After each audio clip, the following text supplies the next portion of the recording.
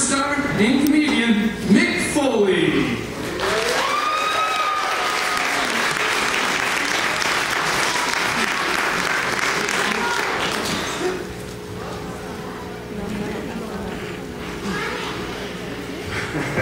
Hey, how's everybody? Sorry about that, my hat fell off backstage, so I know things are going really well. I see a sock there. Shout out to Socko, that is very nice. How many of you are here because you're wrestling fans? Oh, so there's a lot of people who are not wrestling fans here. All right, well that's good. Let me see the hands again. So there's a lot of people here who are not aware of what I do. Maybe have never seen me before. They're wondering why they're giving up rides to listen to a guy like me talk. Is that correct? All right. Well, listen, I am nonetheless very happy that all of you are here. This is probably my favorite place in the world. I don't know if any of you have raised your hands if you read any of my books. Right? We got some book people here. And I know some of the moms and dads are like, you know, that guy doesn't look like an author to me. But I did. I've had several books. I think I've mentioned Santa's Village in every single book I've done. I even have a children's Christmas book called Christmas Chaos. Do we have it? Does anyone have it here? You do have it. You have it with you? Yeah. Do you mind if I use it as a visual aid? I don't know. Can we grab that? Somebody, I don't want you to have to throw it. All right. There we go. Thank you very much.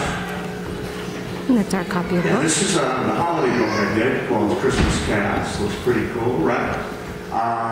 And one thing you may not know is that for those of you who've seen A Tinkerdoodle Christmas, has anyone seen A Tinkerdoodle Christmas, right? Really, really cool. How many of you out here who haven't seen it, if you watch a little bit later today, I guarantee your children are going to go like this. And they're going to reach for that ball there. My kids do it every year, and every year they're stunned that they can't find it. But if I had known how to email, the show, A Tinkerdoodle Christmas, may have been called Christmas Chaos because the great people here at Santa's Village came up with the name, and they were worried that they might offend me if they called their show the same name as my book. And meanwhile, I would have loved nothing more than to have had their show with the same title as my book. And I'm going to read a little bit of it to you right here because this was a pretty special deal for me to have a children's Christmas book out here. The problem was, I had convinced my publisher that I could write a great children's Christmas book, even though I had no experience. But I had written an autobiography, which is a story about my life in 1999. It had done surprisingly well, shockingly well. And so I was not laughed at when I approached them about doing a Christmas book.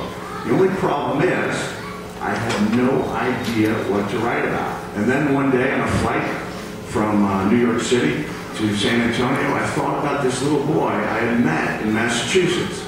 And despite the fact that this little guy had been in a very serious injury, he was a burn victim, he had this wonderful smile.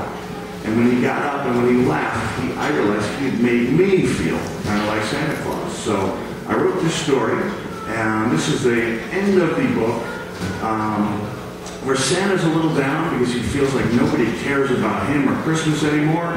All the kids, well, you'll see, you'll hear their letters here. It says, 1,000 letters, Santa guessed. I'll read every single one, searching for that special child, but after that I'm done. If just one child shows no greed, I'll have some hope, thought Santa. He opened the first envelope, postmarked in Atlanta.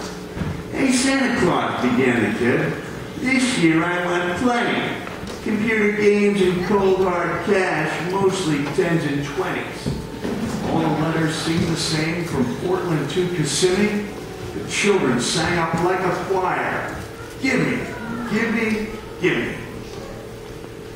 Santa thought all hope was lost as he opened up the last. Let's see how greedy this kid is who comes from Lawrence, Mass. Santa quickly turned the page. When the page was turned, he saw a photo of a boy who'd been very badly burned. Dear Santa Claus, I write to ask you to make my wish come true. I do not want a single toy. All I want is you. To pack your bags and spread good cheer again on Christmas Eve. To give all the kids around the world a reason to believe. What pain this little boy had known, such suffering for a child, but the thing that touched dear Santa most was the magic in his smile. Last year I had an accident. My life was nearly ended, but I was given so much love while my body mended. The nurses, they took care of me. My mom gave gifts and parties. I even got a chance to meet Edge, Ivory, and both Hardy, who were wrestlers, for those of you who don't know. But other kids don't have my love. Their happiness is small, while without the thought of Santa Claus, they have no joy at all. So Santa, please, won't you consider my request? I hope that you will do what's right. I love you. You're the best. Santa Claus put down the note. Better take off his hat. It's falling on its own. Santa Claus put down the note. He held it to his chest. Another tear rolled down his cheek. A tear of happiness.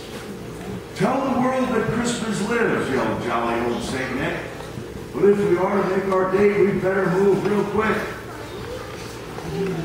I will never say another curse, said tiny Billy Bob, and you won't see my butt again, promised Tommy Top. Just so you know, there was a problem in the North Pole with elves who wouldn't put their clothes on and said bad words. Part of the reason is both were banned and many stolen across the nation. Even though it sounds kind of sweet, right? It was the naked elf on the cover. There it is. We know that it was we, not you, who acted like big jerks. So all the while you've been at rest, we've been hard at work. The reindeer were the next to speak. They asked to be forgiven. They even polished Santa's sleigh, the one he always driven. Rudolph said, I'm sorry too, and to show his loyalties, he cut the other reindeer in on half his royalties. I've learned my lesson, Mr. Claus. The deer and I won't fight, and it would be an honor, sir, to guide your sleigh tonight. Santa jumped into his sleigh and said, let's go in fast. We've got a world of kids to please. Our first stop, Lawrence, Mass. And then if you look, there's me at the end with the world's shortest arm. Yeah, that was my book, and there's the elf on the front, the naked elf who got me banned.